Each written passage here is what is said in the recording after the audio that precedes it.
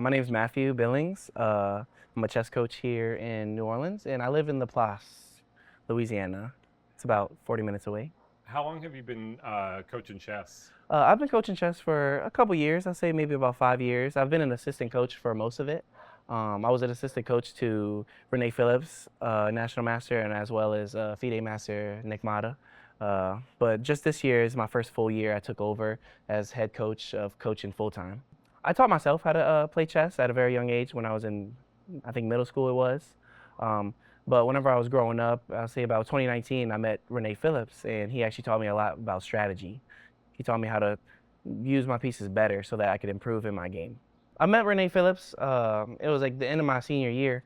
I wasn't playing chess at this time. I chose like I didn't even know chess was like a big thing. I just played like just for fun, or I didn't know. And my parents actually saw him in the newspaper around 2019, and they were like, "Hey, they got a chess coach that actually lives around the house or whatever." So they contacted him, and we set up a little meet and play or whatever. And I haven't played in I couldn't say a couple years, maybe like 2 years. And we played, and he said to me I did really good, and he was offering to coach me, to try to help improve my game and anything like that. I actually meet up a lot still with Renee. I play a lot with Shy Rivers. I play with him a lot. Nat Riley.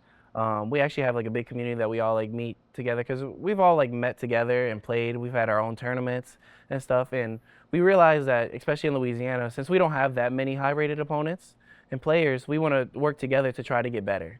And we all just try to have little tournaments together so that we could try to work on stuff or improve, but also have like some friendly trash talk when we want to play some blitz games. It's always the best. Who's the biggest trash talker? Uh, I'm coming up into it, but definitely because hanging around Renee and all them, it's really fun. But I'll say Renee probably has like a lot of jokes, but Nat has he used to be a comedian, so he has all those slick tricks inside of his sleeve that he always brings out, especially against Renee. Whenever I'm in the conversation, it's really funny. So one thing that Renee used to always say is like, the chess is an exercise for the mind, which is 100% true. Because you're sitting there thinking, and you actually burn a lot of calories while you're thinking, and so it's like chess itself is an exercise. And Bobby Fischer used to always say that, like if your body's in shape, you'll play better. And he used to go on runs, he used to do cardio, he used to work out like profusively, and he used to like try to make sure that his body was one with his mind. And he always felt like if he was in the best shape of his life, his game would be on top chip shape as well.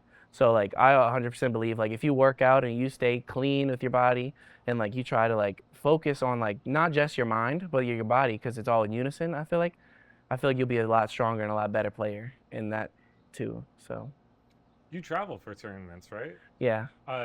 Who do you go with when you travel? I usually sometimes travel by myself. I've gone to the Texas National Open a couple times. I actually won this back in 2019. I went to in 2021. I went to the National Open in Vegas, and I won the under 1500 section. I had first place. The year after that, I went to Philadelphia in the under 16 section, and I won the World Open for that. So I was a world champion under 16. So that's awesome. Oh, Um, and yeah, I went there with myself, but I did see Renee there. Renee was there as well.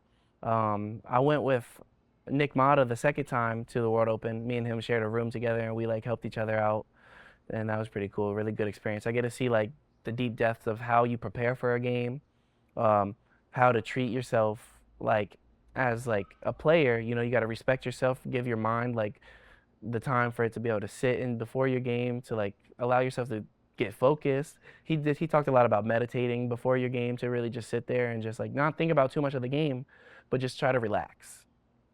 And that's something I try to focus on my games. Like a lot of times I'll get up from the board and I'll just reset. Like I won't sit there and think about the position. I'll go to the bathroom, I'll reset, wash my face. I'll forget completely what I'm playing, the board, every little thing.